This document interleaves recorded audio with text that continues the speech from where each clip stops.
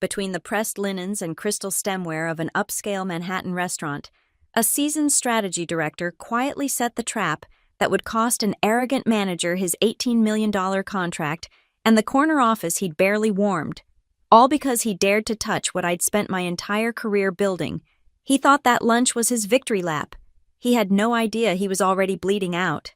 My name is Rachel Morgan, and for 12 years, I'd been the director of strategic analysis at Brandford Analytics, one of those gleaming tech consulting firms that Fortune 500 companies throw millions at to tell them what they already know, just with prettier slides. I'd built my reputation on being the translator between raw data and boardroom poetry, the person who could take a 1,000-page data set and distill it into 3 bullet points that made CEOs nod and CFOs reach for their checkbooks. That Tuesday morning started like any other. Coffee at 7:15, inbox triage until 8, then the weekly leadership meeting at 9. I'd prepared my usual thorough briefing on the Velcor Systems renewal, our biggest client, worth $18 million annually, practically keeping our Seattle office afloat. My team had spent 3 weeks crafting the perfect retention strategy, anticipating every objection, backing every claim with bulletproof data. Then Evan Price walked in.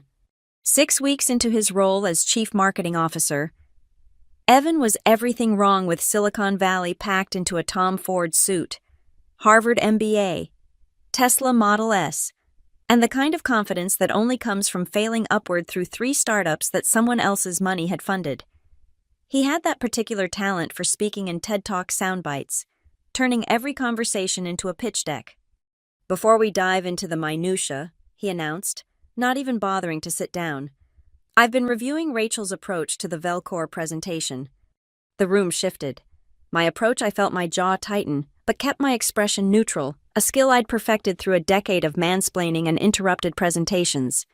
While I appreciate the thoroughness, he continued, gesturing at my briefing packet like it was a child's crayon drawing.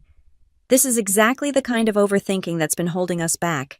Too much data, not enough vision. Clients don't want spreadsheets. They want inspiration. Mark Rodriguez, our CEO, leaned forward. What are you suggesting, Evan? I'm suggesting I take lead on the Velcor pitch. Fresh eyes, fresh energy. Rachel can support with the background materials if needed. Support, after 12 years, 3 promotions, and personally managing the Velcor relationship since its inception, I'd been demoted to PowerPoint assistant in front of the entire leadership team. That's quite a shift, I managed, my voice steady despite the blood pounding in my ears. Velcor requested Brandford's best, Evan interrupted, that practiced smile never wavering. And right now, that means adapting to the market. Trust me, I've pitched to bigger fish than this. I know what works. The room went silent. Everyone was watching Mark, waiting for him to shut this down, to remember that I'd saved the Velcor account twice when they'd threatened to walk, to recall that Lydia Cross, their CTO, had specifically asked for me by name. Instead, Mark nodded slowly. Fresh perspective might be valuable. Rachel, loop Evan in on everything, full knowledge transfer by Thursday. And just like that, 12 years of relationship building, strategic planning, and careful cultivation was handed over to a man who probably couldn't spell analysis without autocorrect. Sarah Kim from finance caught my eye. Her expression a mixture of shock and sympathy. Tom Washington from engineering was studying his coffee cup like it held the secrets of the universe. Nobody was going to speak up. Nobody ever did. Of course, I said, gathering my materials with practiced calm. I'll have everything ready. As I stood to leave, Evan called out, Oh, and Rachel, let's simplify that deck, maybe 30 slides max. We don't want to bore them with details. 30 slides for an $18 million technical infrastructure contract that spanned 17 service categories across 4 time zones. I'd seen Evan's idea of a pitch deck stock photos of people pointing at whiteboards and quotes from Steve Jobs. Absolutely, I replied, already knowing exactly what I was going to do. Because Evan Price had just made 2 critical mistakes. First, he'd assumed that 20 years of relationship building could be replaced by charm and buzzwords. And second, most importantly, he'd humiliated me in front of my peers. He thought he'd won. He thought I'd shuffle back to my office, dutifully prepare his materials, and watch from the sidelines as he claimed credit for my work. He had no idea who I really was, or more importantly, who had taught me everything I knew about corporate warfare. Back in my office, I pulled out the worn leather notebook from my bottom drawer, the one I'd kept locked away for years like a sacred text. The cover was soft now, darkened by age and the oils from countless desperate consultations. Inside, Lydia Cross's handwriting filled page after page, her insights carved into paper with the precision of a surgeon. 15 years ago, I'd been a junior analyst at a boutique firm in Boston, drowning in data and imposter syndrome. Lydia had been the keynote at a Women in Tech conference, not the usual motivational fluff, but a brutal dissection of why most consultants fail. "You think clients pay for your analysis," she'd said, prowling the stage like a predator. "They don't. They pay for translation, for someone who can turn chaos into clarity, complexity into action." I'd cornered her at the cocktail reception, probably coming off as desperate as I felt. Instead of brushing me off, she'd looked at me, really looked, and said, "You're drowning, aren't you?" For the next 3 years, she'd mentored me. Not officially, Lydia didn't do official anything, but through late-night emails, quarterly coffee meetings when she was in town, and this notebook, she'd taught me the art of strategic translation. Yes, but more than that, she'd taught me how to read people, how to identify who held real power versus who just held titles, how to plant seeds that would bloom months later when you needed them most. "Never telegraph your moves," she'd written on page 47. "Let them think they're winning right until the moment they realize they've already lost." When she'd become CTO at Velcor 5 years ago, our relationship had shifted to strictly professional, but the foundation was there: years of trust, mutual respect, and a shared contempt for empty suits who confused volume with value. I flipped to a blank page and wrote down everything I knew about Evan Price. His LinkedIn history of failed ventures dressed up as successful exits. His habit of scheduling meetings during other people's presentations to establish dominance. The way he name-dropped constantly, but never seemed to maintain actual relationships. Most importantly, his complete inability to handle technical details I'd watched him glaze over during a basic systems architecture discussion just last week. Then I opened my laptop and crafted the message. "Lydia, quick heads up on Thursday's renewal presentation. New CMO has taken lead. Asked me to step back.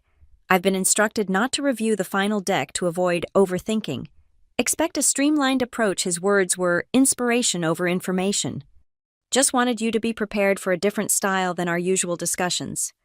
Best, Rachel." Every word was deliberate. Streamlined was Lydia's trigger word for dumbed down.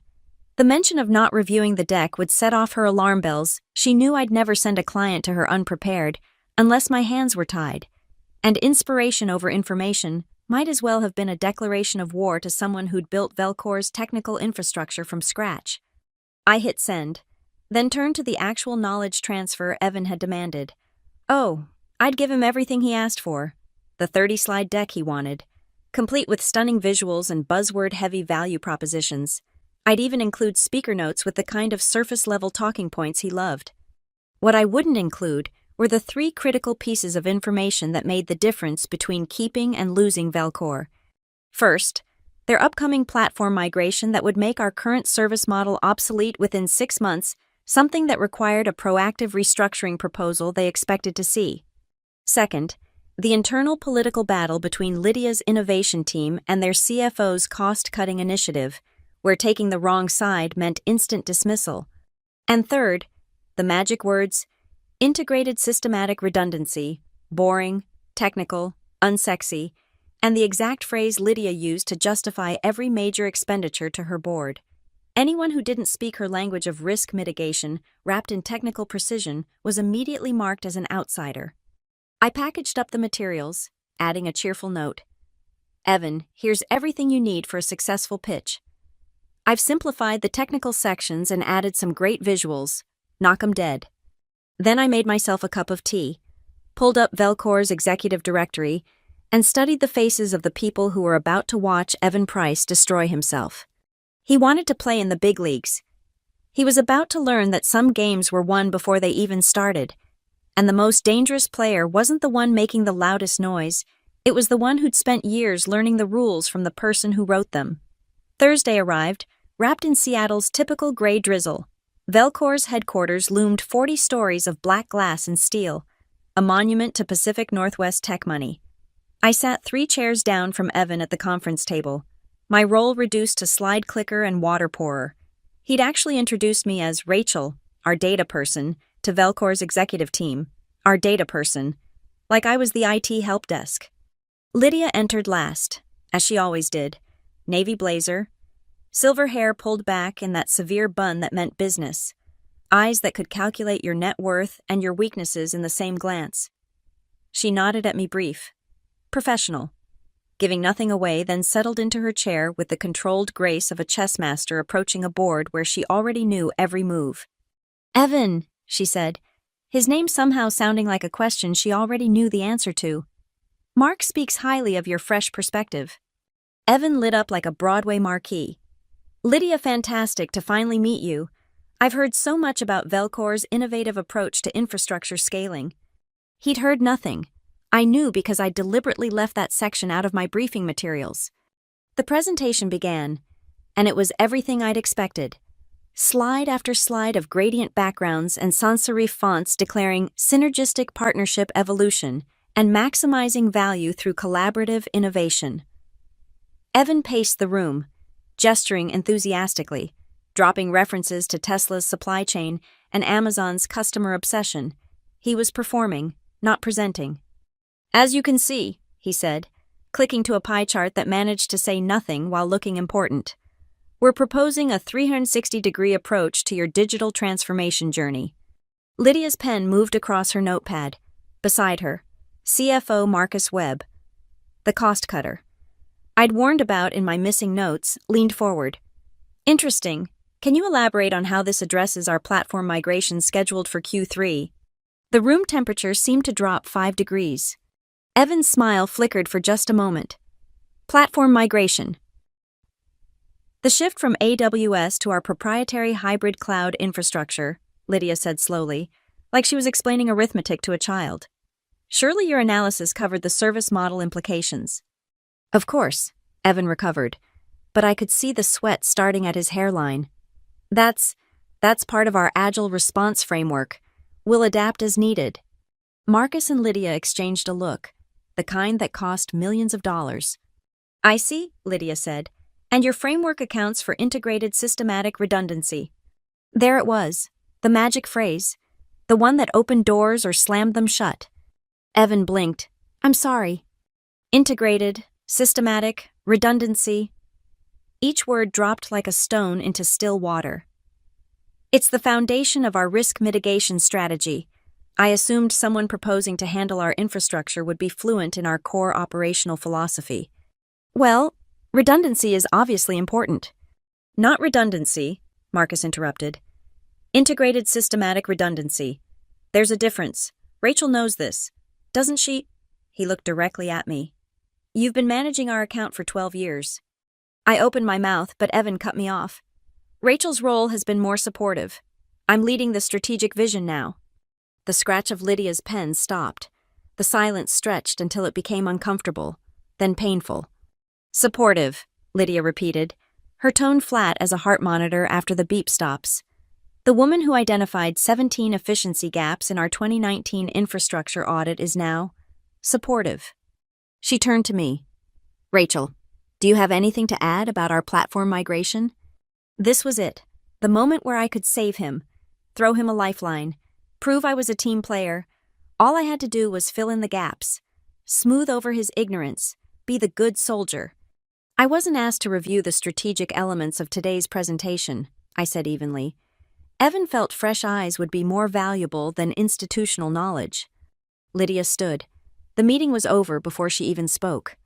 "Gentlemen," she said, not looking at Evan, barely acknowledging Mark, who'd been silent in the corner, "we'll be in touch." As we filed out, my phone vibrated, a text from Lydia. "Tomorrow, 1 p.m., Canlis, come alone." Evan was still packing up his laptop, probably thinking he could salvage this with a follow-up email full of buzzwords and false confidence. Mark's face had gone pale. He knew what that abrupt dismissal meant for an $18 million contract. "That went well," Evan said in the elevator, desperate positivity coating his words like cheap cologne. "They'll need time to digest such a comprehensive proposal." I said nothing. He'd figure out soon enough that he hadn't just failed a presentation. He'd failed an audition for a show where I'd written the script, cast the players, and was about to direct the final act. The elevator descended, and with each floor, Evan Price fell further from his corner office dreams, while I rose towards something he'd never see coming. Canlis perched on Aurora Avenue like a jewel box, all mid-century modern elegance and windows overlooking Lake Union, the kind of place where Seattle's old money whispered about new deals while $30 cocktails sweated on Italian marble. I arrived 5 minutes early. Lydia had taught me that punctuality was control and found her already seated at a corner table, privacy guaranteed by distance and the soft jazz bleeding from hidden speakers. "The 2015 Barolo," she told the sommelier without looking at the wine list. "2 glasses." Then to me, as I sat down, "You orchestrated that beautifully." No pretense, no small talk, classic Lydia. "I simply gave him what he asked for," I said, accepting the wine with a nod. "Inspiration over information." She laughed, a short, sharp sound like ice cracking. "He actually said that Christ, Rachel, where do they find these people?" "Harvard, apparently. Harvard's producing idiots now." "That explains the last 3 consultants we fired." She studied me over her glass, those calculating eyes reading my micro-expressions like code. "You could have saved him. 1 word about the platform migration, and he might have recovered." "Yes." "But you didn't." "No." She smiled then, the real smile I'd seen maybe 5 times in 15 years. "Good. I was starting to worry I'd wasted all those years teaching you subtlety." The waiter appeared with menus, but Lydia waved him off. 2 Caesar salads, 2 Peter Canlis prawns. We're not here for the food." When we were alone again, she pulled out her phone, showed me an email drafted but not sent. The subject line read, "Contract termination notice, Branford Analytics." $18 million, she said. "Gone, Monday morning. This hits your CEO's inbox. Legal's already signed off." Evan's presentation demonstrated gross incompetence and failure to understand basic service requirements. The board's livid that Branford sent someone who couldn't even speak our language. I felt nothing, or rather, I felt what I imagine a surgeon feels making the first cut necessary precision. "But that's just the beginning," Lydia continued. "Velcor's building an internal strategy division. I need someone to run it. Someone who understands that real power isn't about titles or corner offices. It's about being indispensable." The offer she laid out was surgical in its perfection. Triple my current salary, equity stake, direct report to her, budget to hire my own team, the kind of opportunity that came along once in a career, if you were lucky. "There's one condition," she said. "I want you to gut Branford's analytics team. Take the best people with you. Leave them with exactly what they thought they wanted Evan Price and his inspiration." Our salads arrived, crisp romaine and perfect parmesan, but neither of us touched them. "Samantha Hale," I said. "Best data architect on the West Coast, and Isabel Knox from the junior team. She's got potential Evan would never recognize." "Done. Who else?" We spent the next hour mapping out Branford's destruction, with the clinical detachment of engineers planning a demolition, which support beams to pull, which walls would collapse on their own, how to make it look like natural consequences rather than deliberate sabotage. When I asked, "You'll resign Monday, after the termination notice hits," cite philosophical differences in strategic approach, Samantha and Isabel a week later, by the time Evan realizes he's lost not just the contract, but the entire infrastructure that made it possible, "You'll be running Velcor's strategy division from the 41st floor." The prawns arrived, perfect and untouched by either of us. This wasn't about lunch. It was about power, properly wielded. "There's something poetic about it," Lydia mused, finally taking a sip of the Barolo.